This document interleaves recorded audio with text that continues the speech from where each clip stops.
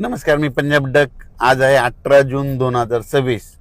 तर शेतकऱ्याला सांगू इच्छितो की 21 जून पासून ते 30 जून त्या दरम्यान राज्यामध्ये पावसाचं वातावरण तयार होणार आहे. बऱ्याच ठिकाणी 21 तारखेला पाऊस सुरू होणार आहे, काही ठिकाणी 22ला होईल. असं करत 30 तारखेपर्यंत राज्यात वेगवेगळ्या भागात पाऊस पडणार आहे. शेतकऱ्यासाठी हा दिलासादायक पाऊस ठरणार आहे म्हणून हा अंदाज लक्षात यायचा. म्हणजे सांगायचं झालं तर 21 जून पासून ते 30 जूनच्या दरम्यान राज्यात चांगला पेरणीयोग्य पाऊस पडणार आहे. तो पाऊस सगळीकडे एका दिवसात सगळीकडे जाणार नाही, दररोज वेगवेगळ्या भागात जाणार आहे म्हणून हा अंदाज सर्व शेतकऱ्यांनी लक्षात द्यायचा. आणि शेतकऱ्याला एक विनंती की जमिनीमध्ये पेरणी करत असताना जमिनीमध्ये ओल तपासून पेरणी करावी. कारण की 4 बोट 6 बोटवर जर तुम्ही पेरणी केली तर ती तुमची पेरणी खराब होऊ शकते. म्हणून पेरणी करत असताना जमिनीतील सगळ्यात महत्त्वाचा ओल तपासणं. आणि त्याच्यानंतर सांगू इच्छितो की पेरणीसाठी आता उशीर झाला तर उशीर झाल्यामध्ये जर कापूस लागवड करत असत तर सगळ्यात महत्त्वाचं आता अंतर कमी करावं लागतं. कारण की अंतर कमी केल्याच्या नंतर मग कापसाला उतार येतो म्हणून हे लक्षात यायचं. म्हणजे उशीर कापसाचं अंतर उशिरा जर पेरणी झाली तर अंतर जवळ करावं लागतं आणि लवकर पेरणी असेल तर थोडं अंतर वाढवावं लागतं. म्हणून काय होतं, ॲव्हरेजमध्ये चांगले येतं. पण कोणतीही पेरणी करत असताना उशिरा झाली तर त्याचं अंतर कमीच करावं लागणार आहे. कारण की उशिरा पेरणी केल्यामुळे वाढ होत नसते म्हणून हे लक्षात यायचं. आणि होईल तिथपर्यंत लवकर येणाऱ्या जाती करा, पांढऱ्या फुलाच्या करा, लवकर येणाऱ्या करा. कारण की लवकर येणाऱ्या मध्येच काहीतरी खरं आहे, नसं उशिरा येणारं काही खरं नाही. म्हणून होईल तिथपण लवकर येणाऱ्या जाती करा. आणि शेतीचं नियोजन करत असताना चांगली मशागत करून आपण आपल्या पेरणीची तयारी ठेवा. पाऊस पडल्याच्या नंतर जमिनीवर ओल तपासा. असं करीत नियोजन करून तुम्ही शेतकऱ्यांनी पेरणीची तयारी ठेवा. परत एक शेतकऱ्याला सांगू इच्छितो की यावर्षी दरवर्षी मी म्हणतो ना जूनच्या शेवटच्या आठवड्यातच पेरणी होणार आहे. मी पहिल्यापासून सांगतो की निसर्गात 22 दिवस पुढे सरकला आहे, पण याकडे कोणी दुर्लक्ष करतं.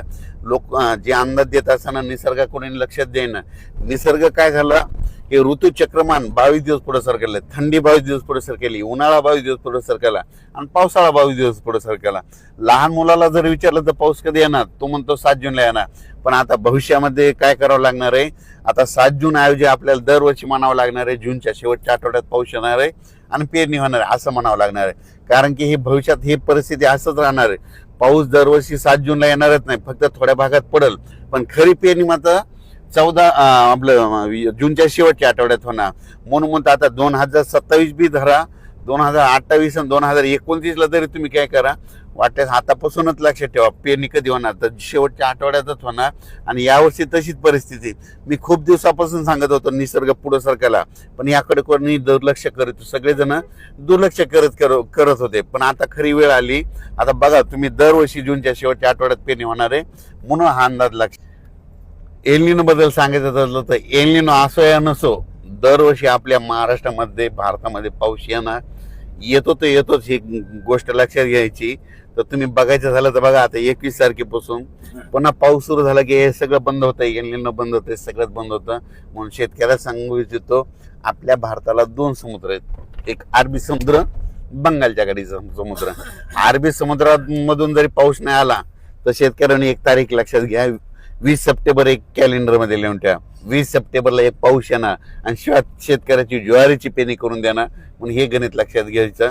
म्हणून म्हणतो एल निनो असं नसो दरवर्षी आपल्या महाराष्ट्रात पाऊस येणार हे निश्चित. एल निनो तुम्हाला सांगू इच्छितो 15-20 वर्षामध्ये कधीतरी एकदा उद्भवत असतो. दरवर्षी समुद्राचं तापमान सारखं नसतं. तर तुम्हाला सांगतो हे जे एवढा 5-7 हजार किलोमीटर इतक्या दूरचा समुद्र आहे, ह्या समुद्रामध्ये तापमानामध्ये खूप तफावत असते.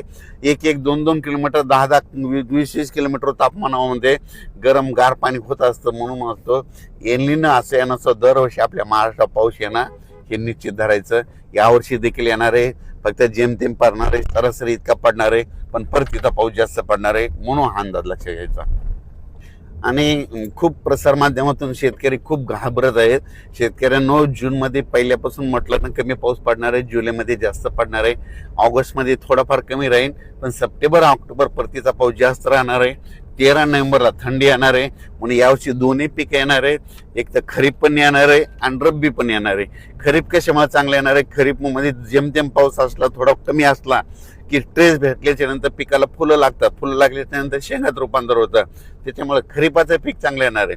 आणि त्याच्यानंतर रब्बी पीक कशामुळे येणार आहे, कारण की खरीप आणि रब्बीचा निवाडा करणारा जो पाऊस आहे ते एक पाऊस काय होतं ऑक्टोबर म्हणजे परतीचा पाऊस पडणार आहे. त्याच्यामुळे ते निवाडा करणारा ते परतीचा पाऊस जास्त पडणार आहे. त्याच्यामुळे रब्बीचं पीक चांगलं येणार आहे. म्हणून शेतकरी हिताचं यावर्षी साल आहे, म्हणून हे लक्षात यायचं. आपल्याला पडू नका. आणि यावर्षी पाऊस पडणार आहे. धन्यवाद.